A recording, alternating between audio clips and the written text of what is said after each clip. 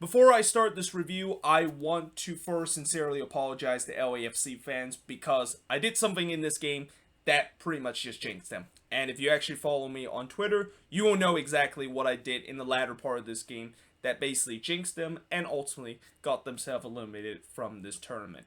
Now, in the first half, and the first thing I'm going to talk about in this review is mid-game interview.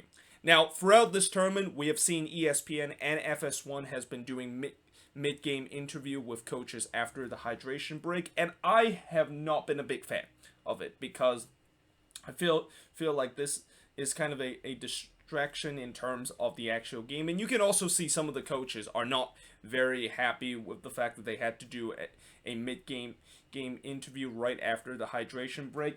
And most famously, there was one of the game, I think it was between the Galaxy and the Timbers, where I believe Guillermo Barros-Schelotto had an interview, and then the next thing you know, his team, of course, can see to go, and everybody called that the mid-game coach interview curse.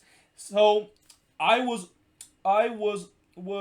definitely not a big fan when I found out that now they look like they're started to interviewing fans, and apparently they interviewing Colin Hanks, which I believe he's the son of Tom Hanks. Never thought he was actually a huge LAFC fan, but he was basically being interviewed in the middle of the game, and that again, I just feel like what they're doing right now, that is FS1 and ESPN, is trying to copy be what they're trying to do whenever they have baseball coverage. And whenever you watch these baseball game on FS1 or ESPN, they tend to like to do these mid-game interview, whether it's to the coaches or to the player. And that I have no problem because of the fact that, baseball is a much slower action game, and it's a game that doesn't really give a lot of people attention most of the time. So I'm guessing these broadcast network are trying to do these mid-game interview to kind of make things a little bit interesting and just not make the broadcast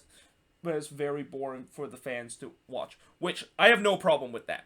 The problem I have is they try to copy that formula and use it in these MLS games. And in soccer, clearly, most of the time, there are action happening all over on the field. And when you have kind of like a distraction like this, I just don't like it.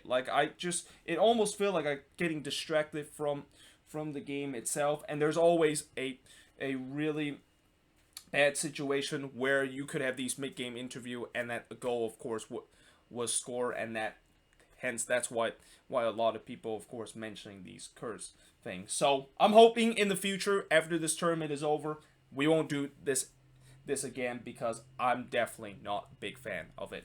Now, I thought in the first 15 minutes, LAFC once again came out of the gate slow, which is kind of something that they've been doing pretty much every single game. And that fortunately throughout this tournament, despite the fact that they've only been punished twice whenever they came out of the gate slow, and that the two times that they got punished was in that Dynamo game and that Portland Timbers game. Both times they were able to come back and eventually get things going, which they eventually did started to try to get things going. Although I also thought that overall neither goalkeeper had to do much in the first 25 minutes, and I thought it feels like both teams were searching to try to be the one to control the game, and that it kind of creates a little bit of a cagey kind of environment where neither of these teams that want to control the game are able to take it, and that's why there was barely any action happen in the first half. In fact, LAFC actually had 0 shots in the first half, and that I think this might be the first time ever in their franchise history that they actually registered 0 shots in the first half. Because when we talk about LAFC, this is a team that loved to play that up-tempo attack and loved to have a bunch of chance to put the ball into the back of the net. So if you would have thought that they would have any game in their franchise history to have no shots after the first half, that would be kind of insane. But that's what this game was, and it was kind of a very shocking stat line to see LAFC had basically did nothing in this first half. Now, that being said, you gotta also credit Orlando City in terms of their defense, and that I thought at time Orlando City was really going toe-to-toe with LAFC, and if they only had that final quality in this game, they probably could have took a 1-0 lead in this first half. Now, in the second half, Chris Mueller unfortunately had to be subbed off with an injury, which that I thought at that time was a huge blow to Orlando City because he's basically the most important goal scored for this Orlando City team.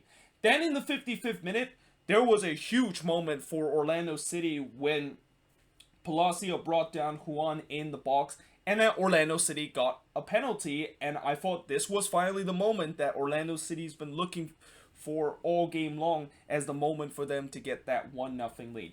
But instead, Nani missed the penalty as Vermeer made a great save, although when I look back at that penalty, you could argue Nani could have done much better in terms of that penalty, and that was a huge missed opportunity at that point for Orlando City to finally got the goal that they've been searching for throughout this whole game, and that they would have absolutely deserved that 1-0 lead if they would have put it away.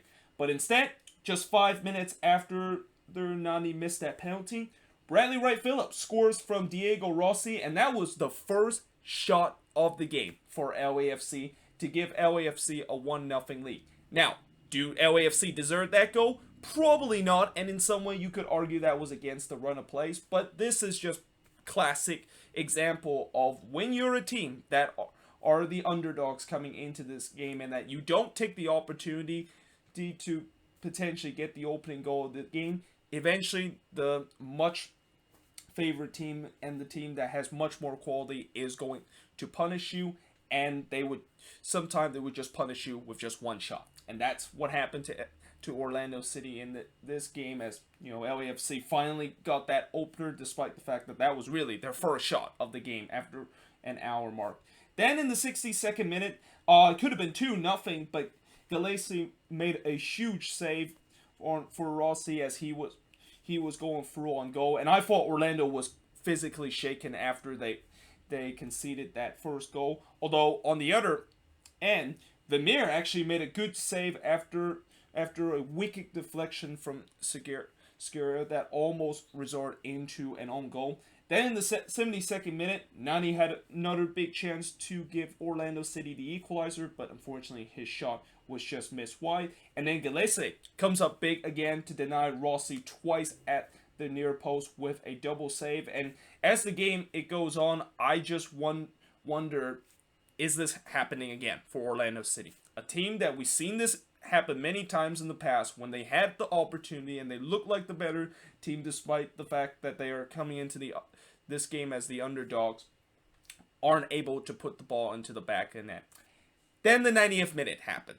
And this is where, going back to what I said in the beginning of the video, where I apologize to LAFC fans in advance because I jinxed them. Well, what happened here was Matinho, the former LAFC first round pick, would score from Nani to tie the game up. And as that goal went in, I was actually setting up the board and already had my LAFC jersey on because, I, of course, was going to wear the jersey with the winning team after this game.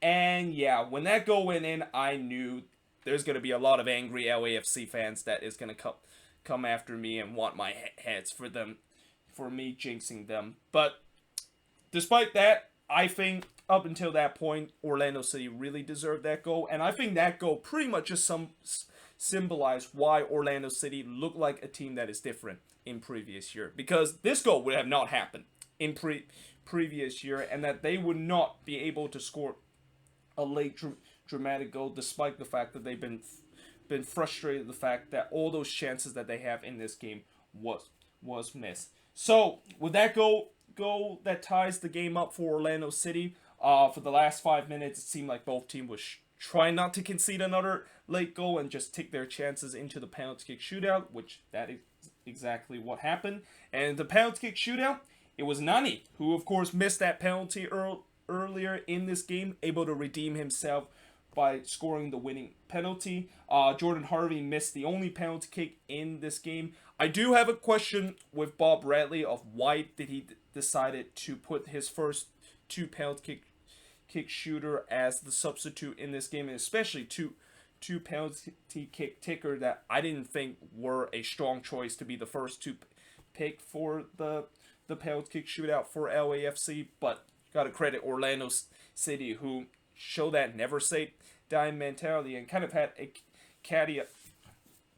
cardiac cat kind of moment. I don't know why I say cardiac cat for a second, but they had kind of like a cardiac cat moment by scoring this late goal and ultimately winning the penalty kick shootout. And now they're going to be playing against Minnesota or San Jose in the semifinal. And I believe a couple of weeks back, I heard somebody on the Reddit post saying that this tournament looked like it's going to be set up for an Orlando City versus San Jose Earthquakes matchup. Well, your kind of wish kind of came true right now in about 50%, but we shall see in that Quakes versus Loons game, also known as the Blues Not Derby, or known as the game that the media seems to hate us, and the one that nobody tends to like us derby, to see whether or not if that is going to be the case. But either way, now that most of these big teams that were favored to win this tournament that have been knocked out, I am very interested to see who exactly is going to win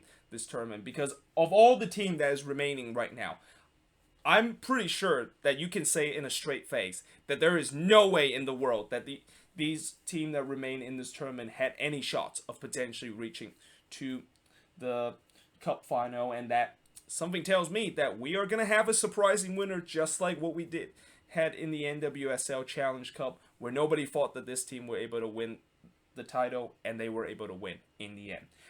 Shots in this game, Orlando City had 17 shots compared to 8 that LAFC had. Both teams had 5 shots on goal, 8 shots off target compared to 1 that LAFC had, 4 shots that was blocked compared to 2 that LAFC had, and possession-wise, 52% possession compared to 48% possession that LAFC had in this game. But yeah, there you have it. That is pretty much it for the review of today's game. Let me know in the comments below, what do you think of these game? And again, I'm going to say it one last time. I'm very sorry, LAFC fans, that I absolutely jinxed your team, but by that moment that I did near the end of the game. But in the end, I feel like Orlando City definitely deserved this victory with the way that I thought they would.